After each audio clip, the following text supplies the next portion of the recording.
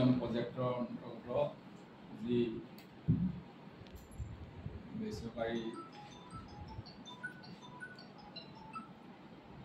সংগঠন তেখেতসকলে যি ইতিহাস বা ঐতিহাসিক যিখিনি ক্ষেত্ৰ সেই ক্ষেত্ৰ অধ্যয়ন আৰু জনগণৰ মাজলৈ তাক প্ৰক্ষেপ কৰিবৰ কাৰণে যি পদক্ষেপ লৈছে তাৰ কাৰণে আমি তেখেতসকলৰ এই কৰ্মৰ বাবে আমি আন্তৰিক অভিনন্দন জনাইছোঁ।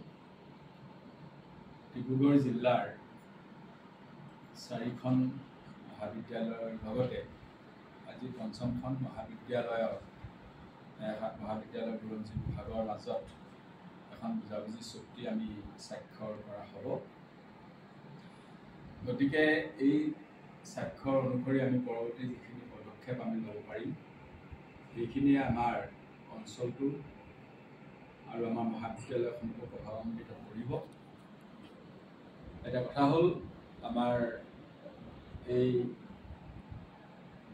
হাজৰিকাদেৱে কৈছে এটা কথা যে তেখেতসকলে নাহৰকটীয়া আৰু টিংখাং যি ৰাজচক্ৰ তাৰ এলেকাধীন অঞ্চলত মানে তেখেতসকলৰ অধ্যয়ন বা পৰ্যবেক্ষণ এইবিলাক চলিছে, কিন্তু আমি ভাবিছোঁ যে সেইটো তাৰতে সীমাবদ্ধ নাৰাখি আমাৰ টেঙাখাত যি ৰাজচক্ৰ আছে তালৈও মানে পৰিব্যাপ্ত হোৱাটো আমি আশা কৰোঁ।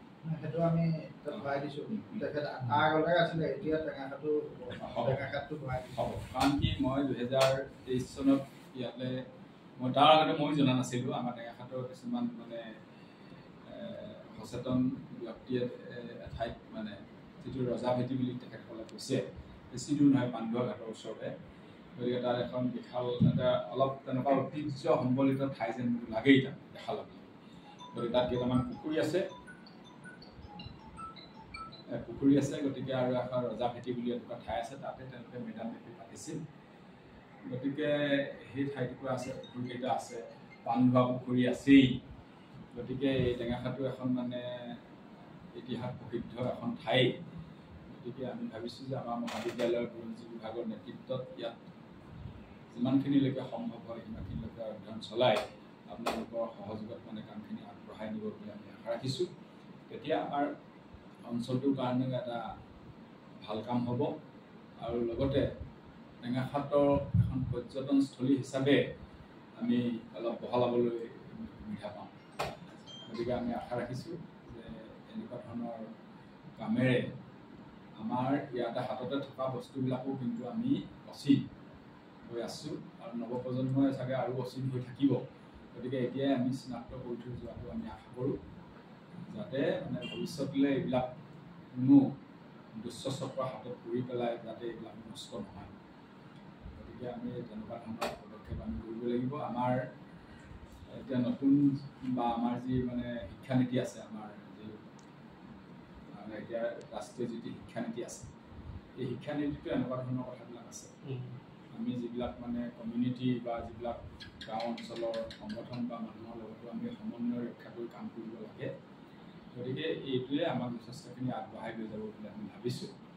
গতিকে আমি বুৰঞ্জী বিভাগলৈ ধন্যবাদ জনাইছোঁ। তেখেতসকলে এটা পদক্ষেপ গ্ৰহণ কৰি আপোনালোকৰ লগত বুজাবুজি চুক্তি আজি কৰিব।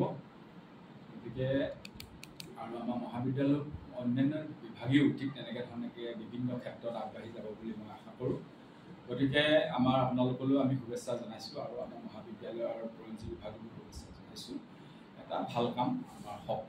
গতিকে এইখিনি কৈয়ে আপোনালোকক মানে ধন্যবাদ জনাইছোঁ। আপোনালোকে কামত আগবঢ়াওক আৰু ভৱিষ্যতলৈ এখন মানে আমাৰ ঐতিহ্য ক্ষেত্ৰবিলাক আমাৰ সংৰক্ষিত হওক, মানুহে জানক আৰু তাৰ এক মানে সুন্দৰ মানে এক পৰিৱেশ গঢ়ি উঠক। তেতিয়াই মানে আমি নিজকে সচেতন মানুহ হিচাপে আমি পৰিচয় দিবলৈ আমি নিজকে ভাল পাম।